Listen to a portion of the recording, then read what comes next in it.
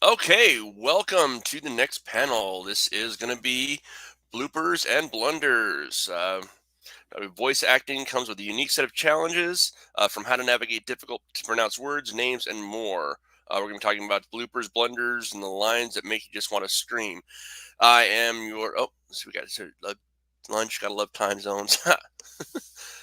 You missed the panel earlier. We were talking about food, so you missed out on that one.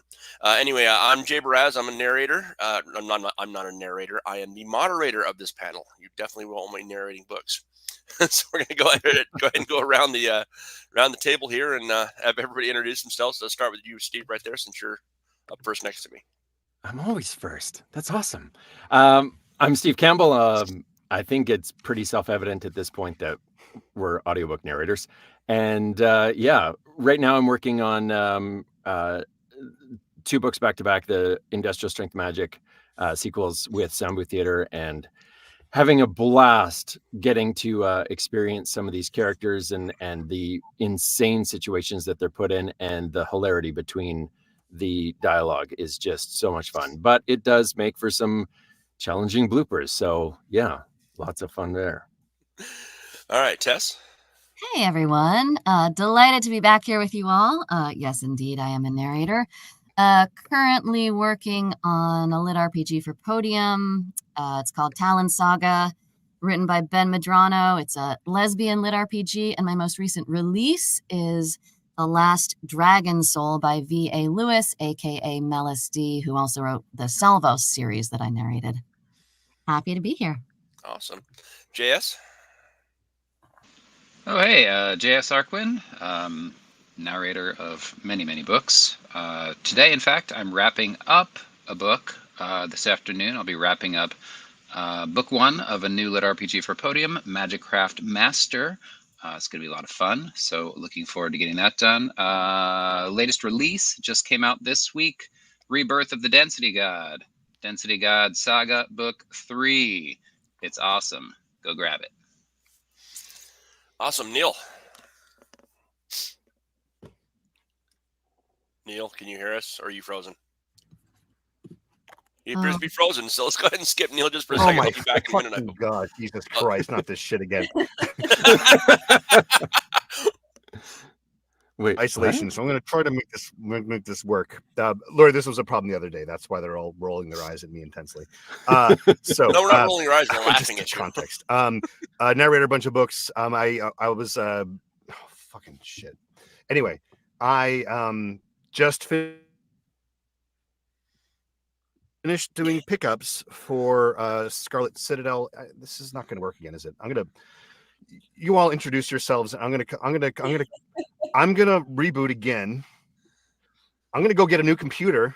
I'm actually just gonna go over to Jay's house. I'm gonna go to Jay's house and I'm gonna sit next to Jay so that actually no, I'm Steve. I'm coming over to your house. I'm coming up to Canada. Awesome. So that we can talk together. Yeah. I have an extra computer and an extra camera, so if you want to come on by my place.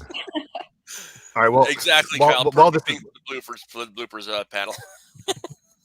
Now, of course, that I mentioned that I'm going to go away. That's when it starts working again. And as soon as I start talking, it's going to freeze again. I am. Your audio's fine, Neil. I was just doing pickups for Scarlet Citadel, Walking Shadow, which is a fantastic book by and that I did actually in duet with Tess. Happy to wrap those up today. And my most recent release was actually completely off kilter, a book of Charles Bukowski poems called Love is a Dog from Hell, which was a really nice kind of out of the blue, like, hey, how about a book of Bukowski poems? I'm like, that's okay. Yeah, that's, a nice kind of thing to wander into as well, too. And it was a very interesting journey as well, too. So happy to be here. I hope I don't freeze too much. Well, your camera keeps freezing, but we can still hear you. So that's fine. Okay. That's fine. I could even turn this off. It doesn't really matter. All right, Lori. Hi, I actually missed the question. I think I have the most creative excuse for being a couple minutes late. No, this is just introduce yourself. What are you working on? Tell us a little bit. Great. Yeah, hi, I'm Lori Winkle. I'm a narrator. As far as game lit and lit RPG goes, essentially, I'm primarily with Sound Booth Theater and Podium. And latest projects have been Apocalypse Parenting with Podium, And what else? Right now, I'm currently working on a series called Calamitous Bob with Sound Booth Theater that will come out very soon. Excellent, excellent. Okay, so we are talking about bloopers and blunders in the audiobooks today. Obviously, we've already got that with Neil on his camera, which we love you, Neil. So don't think we're being mean. We're just, this is what we do, especially me. So let's see. So kick off here. Josh is kicking off a question here. What voice did you use for the poems? Who are you aiming that at, Josh? Well, that would probably be for Is that for me? Neil. For the Yeah. these were the Neil, Bukowski yeah. poems? It was I mean, it was an interesting challenge because I didn't want to do a vocal imitation. He's got tons of recording. There's tons of recordings of him, you know, in bars in LA in the 70s and things, doing his thing. And I didn't want to do like a character voice for him. I didn't want to do an impression of him, but it's poems, which are different from his novels. And so I felt like I listened to a lot of them, a lot of long road trips listening to Bukowski. What I just wanted to kind of get at the cadence that he obviously wrote into his poems, like the way that they're set on the page, like, but also kind of wanted it to be like, I wanted to use my own impulses and not have it to be sort of slavish to be any kind of one particular thing, and kind of meld those two things together: his pacing, his cadence, his emphasis, his humor, his weirdness, all of that stuff, with my own instincts and impulses to kind of occupy it. Will Patton, who is a fantastic narrator, who's like one of my idol narrators, has done Bukowski, and listening to him, Will Patton sounds like what I would imagine Bukowski sounded like, but if you listen to Bukowski, he sounds nothing like it. So like Will Patton gave me permission to make it my own as well, which was fantastic, and sort of like walking in the shadows of giants a couple of giants at the same time. But a really interesting kind of way of approaching character of it just being pacing and vowel length and like a couple of traits that I borrowed without making it a character voice or an imitation of any kind. Awesome. All right, I'm going to grab this one. This one came across the our moderator chat a little while ago from Kyle. He said, "Now this is going to be for everybody. Now, is there a phrase or a word, or see, I can't even read. Is there a phrase or word or made up curse word that an author has surprised you with that has made its way into your daily, weekly vocabulary? And if so, what would you say is your favorite? I mean, we all know that fic, thanks to Harmon, has become part of our daily vocabulary. So I'm actually going to start with Tess on this one. What do you think, Tess? What do you got on? Well, I'm so predictable. I really just use fuck and shit. But it's morphed lately into fuck shit balls, which is sort of a compound word that's presented itself of late. Very German. In my Millennial Mage series, J.L. Mullins uses the word rust as a curse word. And so often when I'm in those books, which are, over 20 hours long and I'm very much in the world, it turns into oh rust instead of oh fuck. But yeah, other than that, it's just FSB. All right, Lori, how about you? I'm going to use an example from erotica because if you listen to, sorry to stray a little bit from game lit, but No, you're fine. If you narrate erotica, you'll note the tendency to avoid saying the same genital words over and over again. So I had one where the author thought that a nice romantic alternative to anus would be rear hole. And also, vagina was my love canal. So I shared these with my then partner. So we kind of had an inside joke of constantly pulling out my rear hole or my love canal. So we tried to surprise each other in unexpected moments. Thank you, Lori, for bringing the spicy this morning. I guess this afternoon. This is like an adult, we don't have to censor ourselves on Right. this. Take that. Oh no, this is a safe space. Say whatever the fuck you want. Now I've got the song Love Shack in my head, but with Love Canal. The Love Canal. I don't want to know what that would resemble. If you stumble upon one that puts Love Shack in your head, All right, JS, let's go with you on this one. Yeah, I'm gonna go with actually kind of a favorite author of mine, who is again, he's a fantasy author, but not necessarily game lit. But Christopher Moore coined the term, at least used it a lot, fuck socks, which I use all the time. I love it. It's just such a great That's a really curse good one. word. So that's What do you what mean? I've got. Neil, I'm going to go with Steve last because we know Steve loves to expand on this stuff. So, Neil, how about you? Any curse words, random curse words that you put in your normal lexicon? I mean, I think it's like I sort of move into like a tonal thing when I'm mid book for a lot of authors. Like if it's a Jez Cadgio book, it's just cursing all the time. It's just a constant flow of invicture. I think, but one thing that kind of found its way sort of permanently, I think it's not very savory, or it's no fuck shit, it's no love canal. But for Eric Eugland's books, for the Good Guys, Bad Guys, Grim Guys, Montana a lot says or like his dialogue is peppered with a lot, and which was something that I never did, and I didn't realize it kind of worked into my everyday conversation until my wife said to me, I know. I'm like, what? Like, you just keep saying, like as if I don't know. And I'm like, I know, I'm just saying, I don't know, But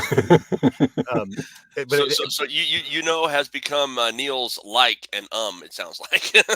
Exactly. Though I wish I had, speaking of Jack Fields and Scarlet Citadel, I wish I was classy enough to have that sort of that Irish version of that he does. Oh. I wish I could accidentally have that fall into my everyday conversation, but that would be excellent. I'm no Jack Fields. No, none of us are, but that's true. Okay which is wonderful. Jack is a treasure all on his own. True. Steve, what about you? What curse words and stuff has been added to your lexicon? I have to, since you brought up Jack Fields, excuse me, I have to make note of the fact that there's no Irish people on this panel, and that's amazing because there's been so many Irish. It's awesome. Irish people. I don't have anything. I love them. I just have to really fight hard not to try and emulate their accent because I'm a heavy copier.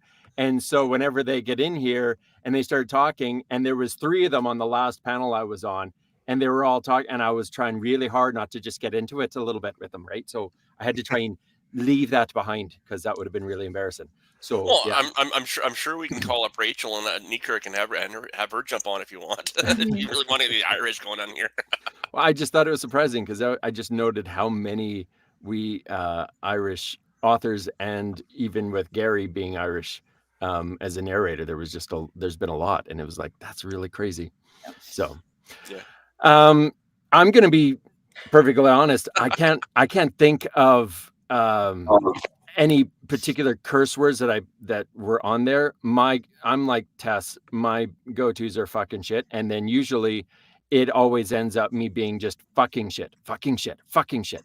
In fact, I did a blooper reel one point, and we decided, just because there was so many cursing, to just make it the curse words that I said, and it went on for about, I think, 12 minutes of just me going fuck, shit, fucking shit, fuck, shit, fucking shit, for so long. So yeah, that's my main one. Though there are things that, because you're on Discord and some stuff strikes you as funny, caca is a big one that will whip out a lot because of what happened with a certain story that's too long to tell. But we will have that. And then damn it, Gary. Gary gets blamed for a lot of stuff in my Discord. Damn it, Gary. So yeah, those are our favorites. Excellent. All right, let's see. So going to follow up with this one with another question from Kyle related on this one. Has working with authors upgraded your abilities at unique curse words with bloopers and blunders?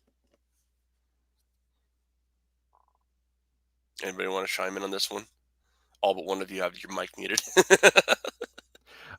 I wish that Andrea Parsnow was on this panel, to be perfectly honest, because if you have ever listened to her work on Discord or do her stuff live, she is the most creative with her cursing, and I just sit in awe to listen to her come up with the most unusual and odd curses that I've ever heard in my life. So yeah, I feel like why isn't she here talking about it? Because it's hilarious. Just another reason to respect and love Andrea Oh, Parsons. she's amazing. No, so short. It's you're all great narrators. So, and Andrea's definitely top tier though. Well, let's see what we got here. Oh, okay. So I actually got a couple questions on this related to this one. So go back to bloopers. Like Tom just threw up a question. How do you feel about including blooper reels at the end of an audiobook? I know some people do it, some people don't. There he goes. People do that? I've done it multiple times. I would Yeah. love. I think that's such a great idea. I would love to do that. Yeah. Go ahead. Oh, so Will White's one of the ones really known for it. He and Travis threw them all up across the back end of Cradle. Declare Kraut does it with Completionist Chronicles as well. So, but Steve, you were talking. I've had multiple authors that have asked, and as long as they mention it at the beginning, then I can flag certain bloopers or whatever. Because I mean, we're doing punch and roll, so you're deleting them as you go, and so unless you keep track of where they are, you're never going to find them again. And so if they ask, then I'll keep track of them and try and put them in. I did have Lars McMuller, and he had asked me to do a blooper reel for his Dragon Core Chronicles series, and so we did it for all 5 books. The last book we didn't do it actually, but I mentioned to him that it would be really great for him to write a couple of blooper scenes so that the characters would be making mistakes in character, and we would add that to my actual bloopers that I had made mistakes on. And he created some hilarious scenes, and so I recorded those at the end, and so that was attached. And then at one point we even ended up writing in a talk show between the two kind of main characters, arguing with each other about what was going on in certain scenes and what was happening, and those were just a blast to do. So yeah, I'm a huge fan of bloopers at the end of books. I love hearing them. I love doing them. They're awesome. Tess, what do you think about blooper reels? Honestly, I've never been invited to do one or asked to do one. I've been doing this for almost 12 years now, and it's just never come up. This month, though, I was in conversations with an author. This was an independent project, and we were talking about it. And so I did put together a little short blooper reel for her just for promotional work. But it's a lot. It's really hard. It's a lot of work on my end, only because I really have to reprogram what I do in the booth. I'm so quick to just jump in and cut right when I make a mistake, and then I will audibly curse or whatever after that. But often the error is just immediately erased, and it was a lot of work mentally to just remind myself to retain that tiny little clip with the error. Yeah. JS, how about you? Do you run bloopers? In general, no. But I was recently asked by an author to do one for the first time. But like Steve said, they asked me at the beginning of the project, and they said, "Hey, I want to, have a blooper reel available for my Patreon supporters or whatever. Can you keep track of any blunders you make along the way?" And I was like, "Absolutely." So as I went instead of just recording over them as normal, I marked them and then went back and just put them all together into a blooper reel at the end. It was a lot of fun, actually. I do wish maybe more authors requested that, because I enjoyed it a lot. Well, whoever gets my book, you're definitely going to get asked to do a blooper reel for me. So. Steve, Neil, what about you? Do you say blooper reels for your authors? Similar thing to what Jason was saying, what Tess was saying. I am so terrified that my fucking shit at the end of a take will make it somehow into a book that will somehow get missed. That I am on punching right on top of it, as often as possible. And it's funny. I saw Dawn just hopped in, and she kind of just said it too. Through the numerous hours of live duet that I've done with Dawn and Stephanie Neiman Parker on well, and I guess a shorter period with Tessa, though I think we kept it pretty on the level with bloopers. That we have that Dawn has all of those from hours and hours of doing Chatfield's Four Horsemen duets. So, and we've heard some of them as well too, and it's also because like that's over the hours and hours and hours, and Dawn just clips them and saves them. So because if we're doing duet, it's not punched; it's basically an open record that she's piecing together. So she has these blackmail files, blooper files that she keeps for all of us. That I know at a moment's notice she could pull out and share with the world as well too. So God bless you, Don Chapman. God bless you. Yes. Hi, Don. For those narrators of you on this panel, or some watching, if you decide to do it, the thing that has helped me with keeping track of my bloopers, because I do punch and roll, and yeah, I can understand not wanting to like accidentally leave it in, is I do my regular punch and roll, but on my IU Studio One and on the event, if I make a mistake, that one that I made, I will make that little clip that is covering over or overlapping that mistake a different color on my track, so that it's a bright neon green. And so then after I'm done on my recording, because I just go click, different color, and then keep rolling on. And so then at the end, when I'm either finished the book or if I'm finished a chapter or whatever, I can go through and quickly scan to see where those are. And then because Studio One is non-destructive, I just pull that out later on and drop them all into a separate file so that they're there for me. And I'm not wasting a bunch of time trying to pull clips down or do that while I'm in the middle of recording. Awesome. If that Yeah, helps. that's how I did it. I use Reaper. I just dropped a marker at each point, so then it's very clear on the track. It's like here, here, here, and then just pull them all out before I render. Yeah.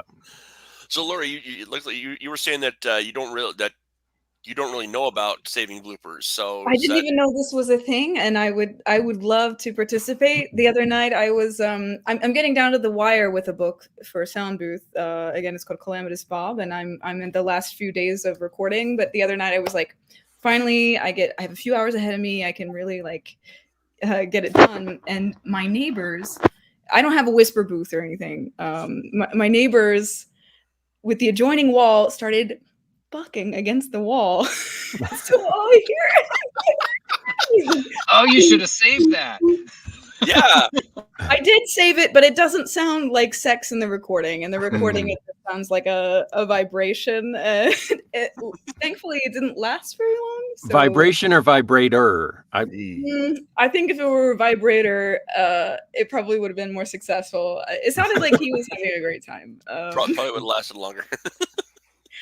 I didn't hear much from her, but lower frequency noises pass through subs. Yeah, probably not a good sign. That's very generous of you, Neil, Yeah. and not just that he's a horrible lover. That's okay. It was still a pretty productive session because, again, it was only a few minutes, and then everything went great after that. So, but yeah, there's a lot of. I think if I had a blooper reel, the problem is I think it would be at risk of being very self-deprecating, because as I'm going along, I'm like, Lori, fucking just, God, start that line over. Or like, that's not a fucking Irish accent, Lori. The second the accent starts to go haywire or something. Go listen to Steve when he's on his Discord recording live. That's you'll hear self-deprecating. I tell narrators, if you ever want to feel better about yourself, just hang out with me in my Discord for a little while. You'll be like, I am not that bad. This is fine.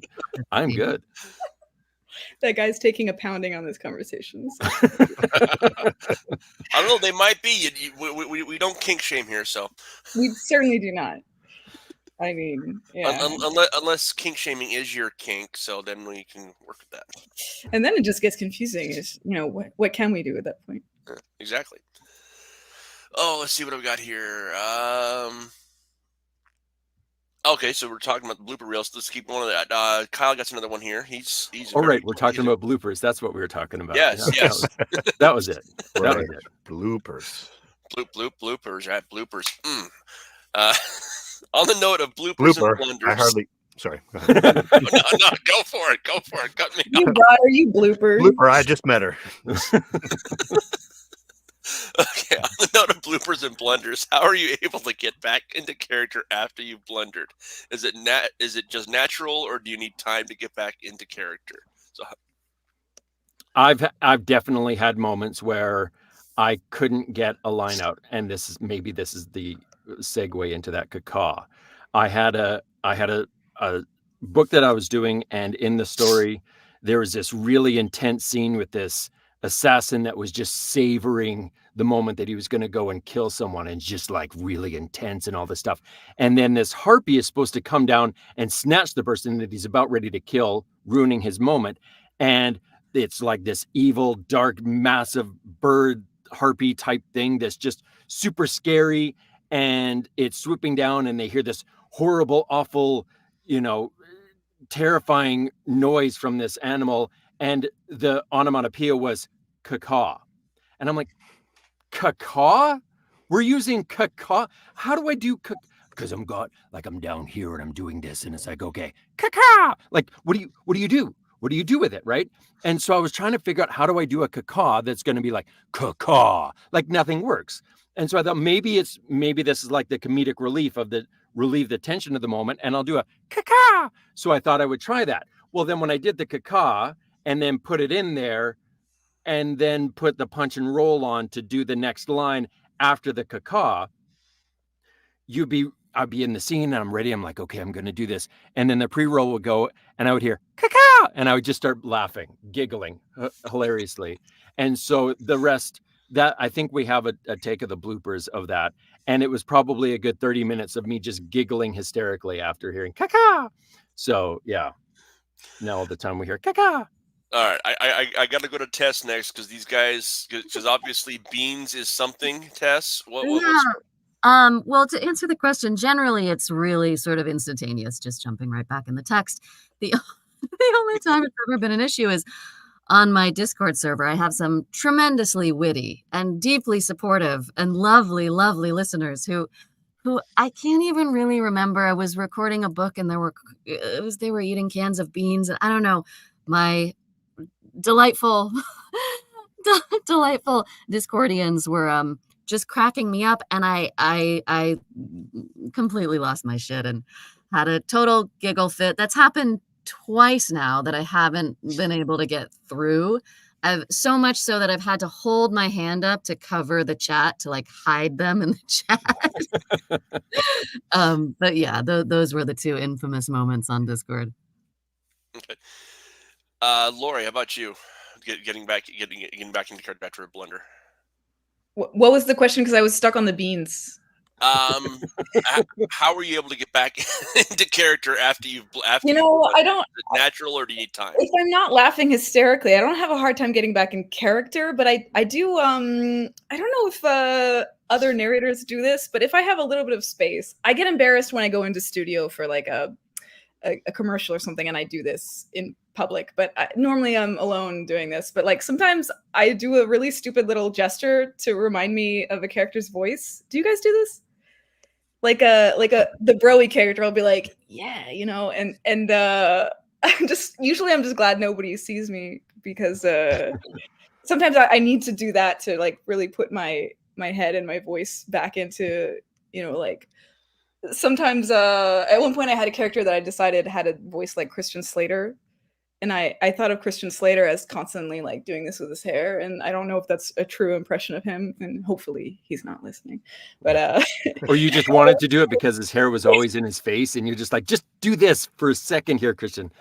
I don't know where I get the impression that he does that. Maybe he never has done that in a single movie. No, I'm thinking like pump up the volume. Pump up the volume. That's exactly what I I feel like that so immediately pump up the volume. Or Gleam in the Cube, he's got that skater cut that's constantly falling back.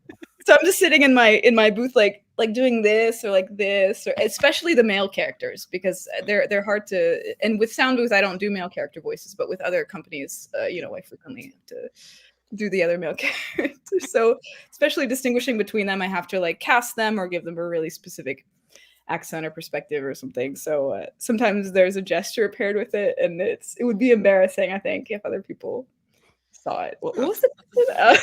All right, Neil, how about you? How do you sometimes I get really derailed on an accent. Like the harder the accent, man, I don't know if you guys ever experienced this, but when the accent gets derailed, it's bad. It's rough. And I'm going to make Steve do an accent for the next question. So Neil, how about you? How hard is it to get back into character after a big blunder? I mean, it depends on I think the blunder or what the interruption is or what's kind of like getting in the way. I mean, generally speaking, you hear narrators, people, particularly when they're getting started, kind of resisting punch and roll because they think it's a more organic thing to kind of keep going. But I think it's just one of the particular subsets of narrator technique is that you learn to just sort of pop your head right back into it in the same way that we pop from head to head within a dialogue. But it makes me think, and this is like the dark companion to Laurie's story about her neighbors. I was recording once and I heard, and this was not in a booth, but was a closet booth a few years ago. And I started hearing like a beeping noise. And the closet, I share in Brooklyn and was living in a row of brownstones. And so the wall of the closet was the same wall of the adjacent apartment building, a brownstone. And I started hearing beeping and I kind of put my ear to the wall and realized like, oh, that's coming from next door. I think it's maybe a fire alarm. So I go to the front door. They're not home, but I definitely smell like, it smells like fire, right? So I call them. I have their number. Their nanny is nearby. Their nanny comes. Turns out that they had left a wooden cutting board on their stove, and the pilot light had set the cutting board on fire. Oh my and word. and it was a problem.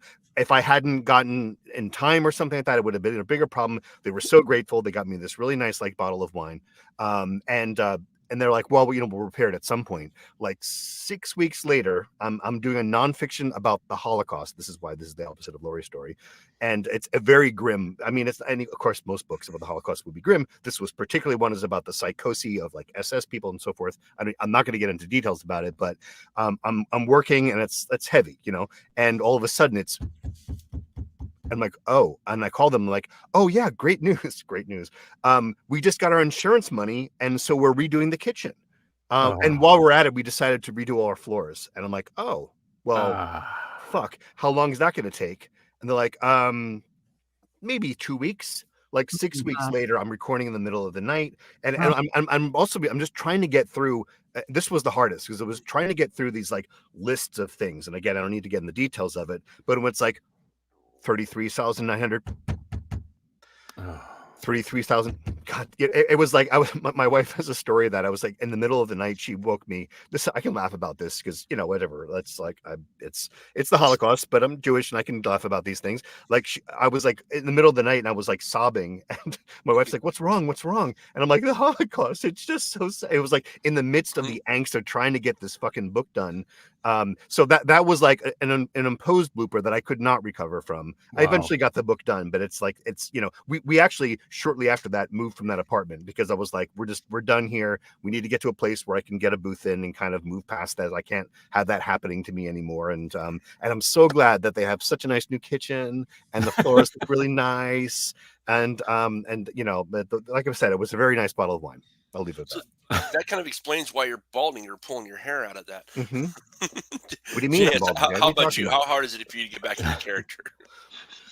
It is not yes, kind greater to bring form. someone... I'm absolutely chugging moonshine straight. That is what's happening here. Hey, it's also 9:30 in the morning here on the West Coast, so I'm starting the day off right. Mm-hmm. Hey, like I said, we don't shame here. So you want to get blotto during the panel? Get blotto. How hard is it to get back rolling after blooper? The thing most listeners don't understand, I think, is that we fuck up a lot. As everyone has said, talking about punch and roll, punch and roll is like you just stop, go back, re-record over it, and keep going. So, I mean, in any given hour of recording, you're fucking up dozens of times. You're stopping, going back and recording. So, generally, you don't really get stuck. You kind of just throw it away and let it go. You forget the blunder immediately. But sometimes it does get difficult to reset, as Laurie was talking about, especially with accents. If you've got a scene with multiple characters that have accents and they all start bleeding into each other, and you're like, no, this person is Texan, they're not Irish. Get out of your mouth. And so sometimes you have to stop and consult your. So I've got audio clips of each character's voice, and so you have to go consult the audio clip of the character and listen to it and be like, okay, this is that character, this is what that accent feels like in my mouth. Okay, now we can continue again. But especially those conversations when you have multiple characters with accents talking back and forth to each other, you kind of have to stop and reset a lot because the accents get really mushy and start all kind of blending together, and it gets kind of really bad, really fast. You Actually, keep saying accents in your mouth, man. My brain is going to bad places. And sometimes the writers really throw you for a loop. Again, I'm drifting towards romance a little bit, but very often it'll be like, he was Scottish with a tinge of Texan, or some two accents that really do not coexist. So you're like, oh God, okay. All right. So since Steve was bitching earlier about Irish accents, I'm actually going to make him read this question. Bitching? I wasn't bitching. Yes, you were. You were at the beginning of this. You were bitching. We're griping a little bit anyway. I was maybe being a Scenic. bitch, but I wasn't bitching. But Brian asked a question in the chat. So I'm going to make Steve read this one in an Irish accent. Oh, great. Give us your best Brian. Best friend. What is the best standout moment for you when you stopped recording and immediately sent a message to the author saying, like, what the actual fuck is this? Nice and subtle. Sorry, that was not great, but that was not great. And I'm sure it just pissed off Brian too, because he just said, "Don't do it." Please don't do it. Oh, thanks. I didn't see that. You know, I love you, Brian, but I gotta throw you under the bus on shit. He gave me a little bit of shit at Dragon Con because we were chatting about this, and I think I did a little bit of Irish. He's like, you shouldn't be doing Irish, and I was like, thank you for that. So yeah, I just feel like there's enough different Irish accents that you can, why are you killing my people with that accent? So yeah. All right. So now back to the actual question, though. Have you had to stop recording and message the author? What the fuck is this? I've never worded it like that, but I have had to contact authors, not necessarily about what, like something is just so ridiculous, but just being genuinely confused with what they were trying to convey with that sentence, and trying to understand where something was going, or what did you mean here? And then realizing that they either omitted an entire word or phrase, or had two edits that were spliced together, so the sentence was completely nonsensical, and you're just like, I don't know what you were meaning here. I could extrapolate a lot, and this makes no sense at all. So please help me understand this. Tess, how about you? Have you run into that?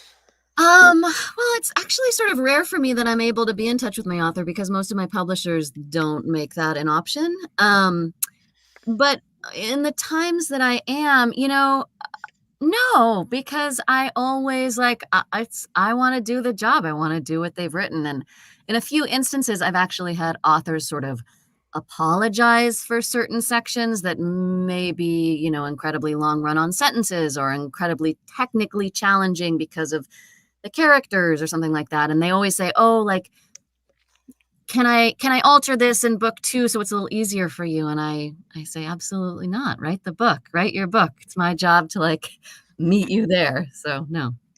All right, Neil.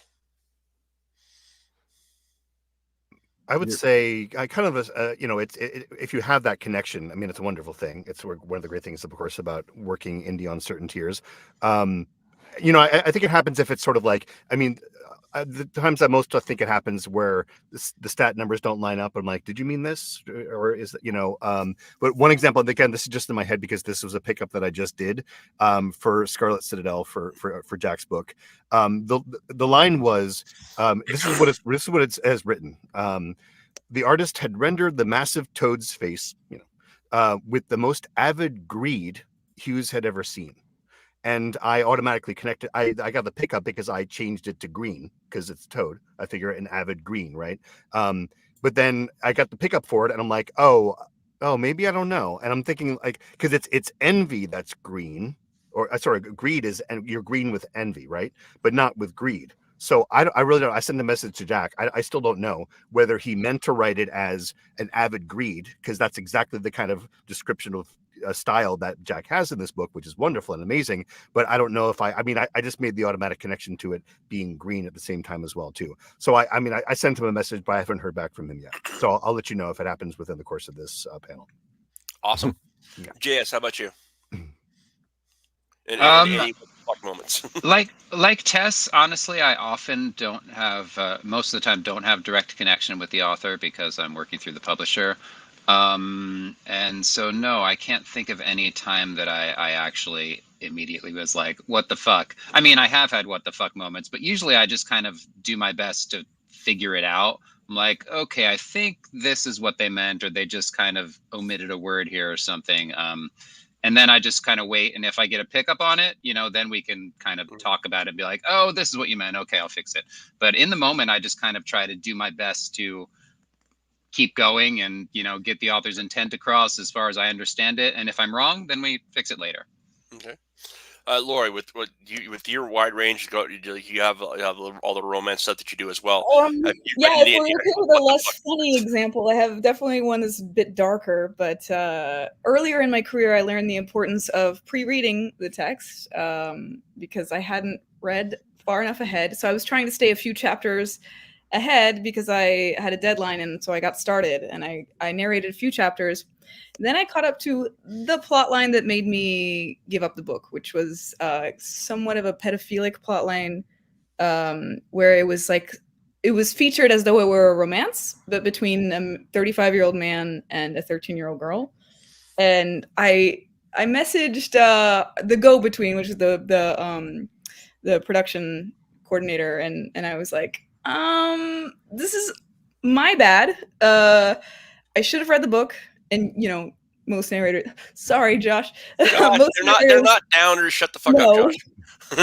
Yeah, Holocaust is way more of a downer than that. Still, there was a little back and forth of like, would you be willing to do it with a pseudonym, etc. And I was just like, no. And it was also just like the way that it was, and I skimmed forward, and I was like, is there a point at which this is like shown to be the abusive situation that it is? No, it was forever featured as though it were an unlikely romance, and I was like, I can't do that. So I gave up the book, and then the only reason I felt bad about it was because then they had to, they had already, presumably contracted with this writer, so then they had to scramble to find a different narrator who was willing to do it. But that's really the only part of it that I felt badly about later, because I don't think I would have been capable of continuing with the book. Yeah, Lori, I had a similar situation happen where a publisher had contacted me about doing the book, and I tried to do my due diligence in checking the book out and everything before I started. And I knew that like some of the reviews, like this is a very difficult book, very difficult subject matter, but it's very important that we talk about this, blah, blah, blah, blah. So it's like, okay, this could be really interesting, really good. And so I agreed to do the project, but what I felt bad about was my schedule was such that I wasn't able to get to it for like 3 months, and they knew that. And so then when it was coming time for me to get ready for the book, I was pre-reading the book, but they had been waiting for me for 3 months. And then during the pre-read, I was like, oh no, I cannot do this book in good conscience. And I won't get into the details of why, but I really struggled with what to do because it was early on in my career. And this was one of the first times I worked with this publisher. And I felt really bad that I'm like, you've waited for me for 3 months and now I'm going to go, no, I'm not doing this. Like, that's not okay. But I just, in good conscience, even thinking about trying to do it with a pseudonym, I was like, there's no way, no chance in hell. So I contacted them and they said, could you give us some examples? Could you like chapter and page, like let us know what is in there? So I did. And then they're like, we'll get back to you. And I waited on pins and needles for about a week. And then they came back and said, this actually goes against our code of conduct and ethics as a production company, and we're not even going to be producing the book. So thank you for bringing this to our attention. There you really go. Grateful. So Yeah. That worked out really well, and it made it so that I had a better relationship with that publisher rather than it damaging anything. So it is important when you feel like no, this isn't okay, to sometimes just go, you know what, I need to say something. Yeah, there you go. There's some production companies that are romance production companies that are starting to do things like when you get the email about it, they say this book contains this trope, this trope, this trope, this trope, this trope. Are you okay with all of those? It's rare, but because it always makes you wonder how much the things are being read ahead, and that's the conundrum, right? And Laura, I think it is a good kind of like one of the reasons why it's good to do that prep, but also Steve, as you're saying, that months ahead planning thing, particularly when it's something like I had a series that like first book was fine. Second book, it wasn't anything that I could have searched for in terms of keywords, but it was like a growing kind of like misogyny that started to creep in, but then that increasingly pulled into the second book and then more so that I was like, in that situation, like I've already done the first one. No one wants a narrator change. We don't need to talk about that, but it's, you know, and I kind of like, I'm gonna keep doing this. I mean, it wasn't anything as overt as a pedophilic exchange, but it was just like this. It was also this basically the MC just kind of being an asshole, you know, and kind of giving everyone that kind of point of view. But it's always like as they develop, as they're doing their base building, right? Suddenly, all the women were in charge of the cooking and the cleaning, you know, that kind of thing. And so it's like I've committed to it to a certain extent, but I'm not going to withdraw it from that point.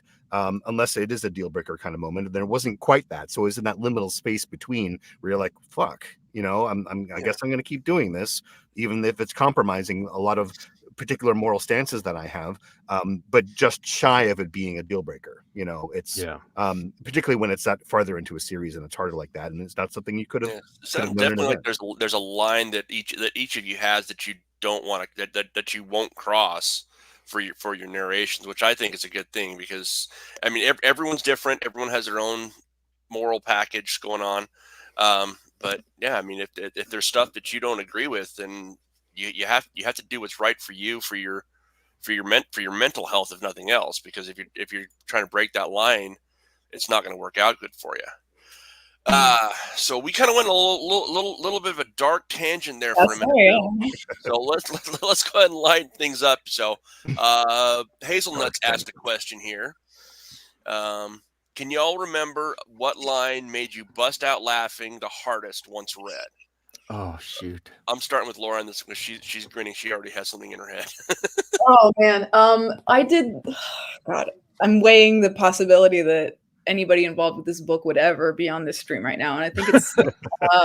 I did a trilogy that turned into 2 trilogies, and I, you know, I'm always grateful for the work, but I just wanted to.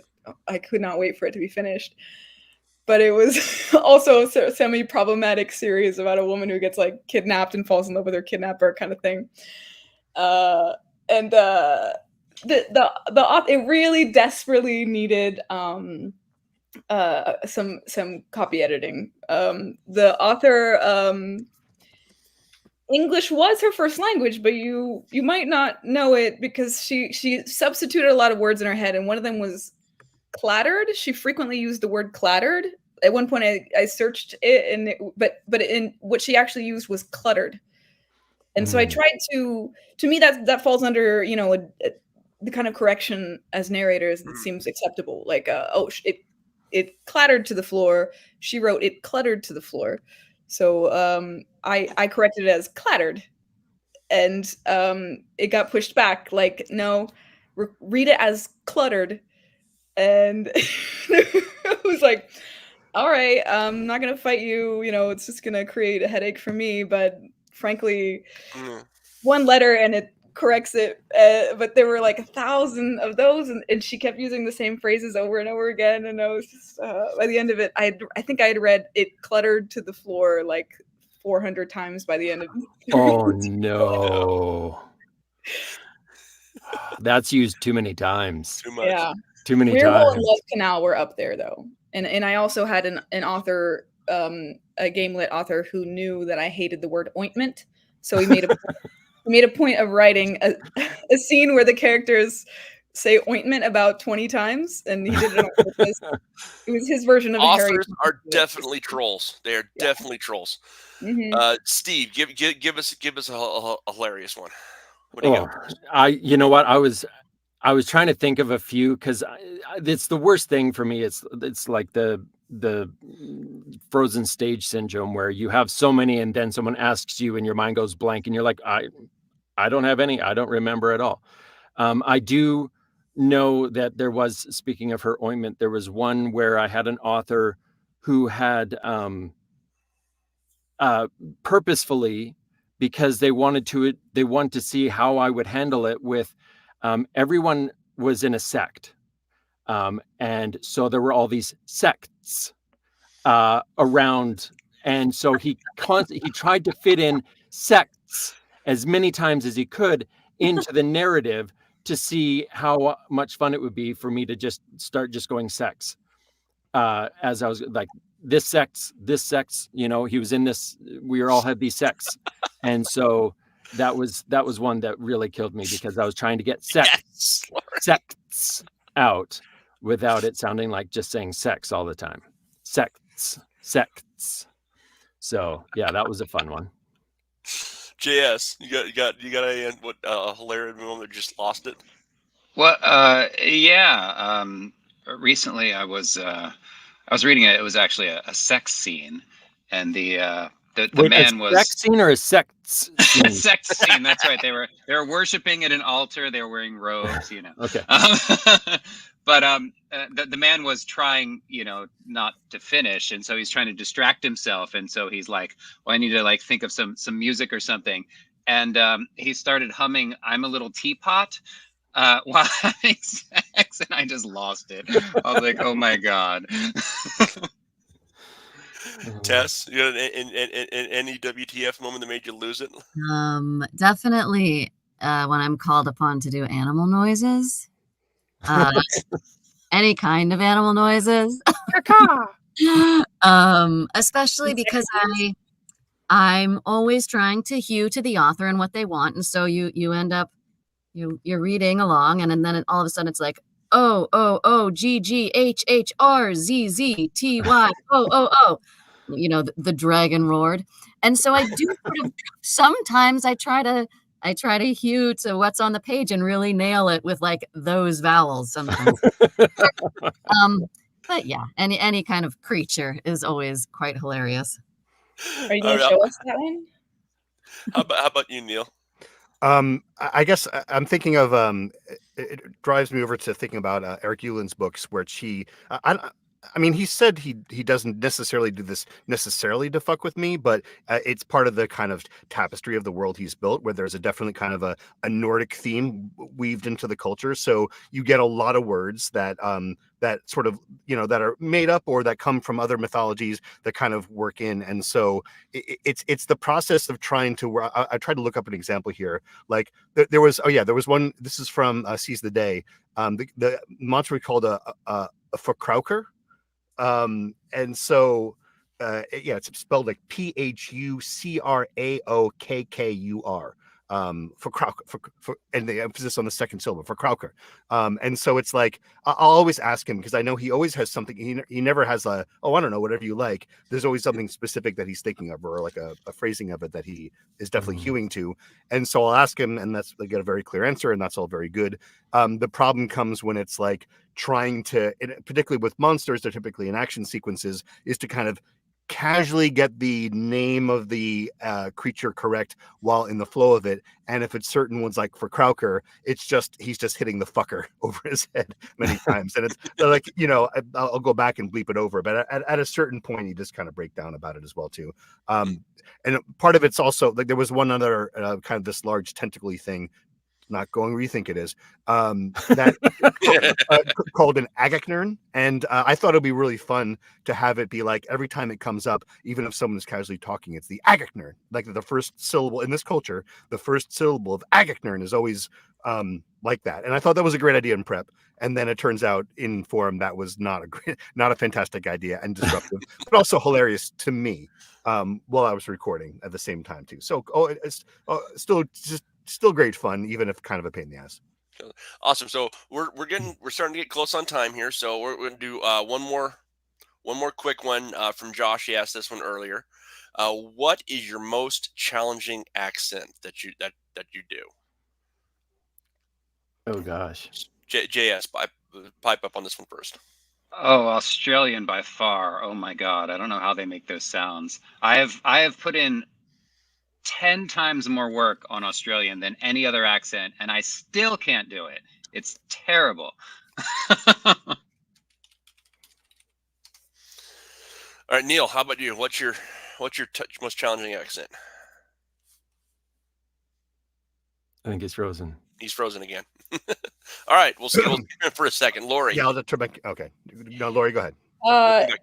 if you did a deep dive into my sound booth books, you would find myself and Justin Thomas James had to do a Welsh accent once, and we could find so few examples that we just did our best. At a certain point, we just had to just do it, and I'm really embarrassed of however we butchered. Welsh is my answer. Welsh. Welsh.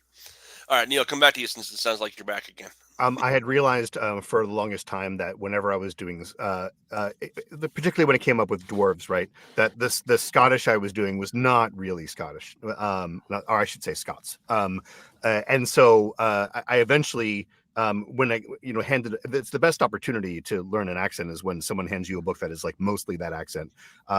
And this was for a series called Fateless from Orbit Books.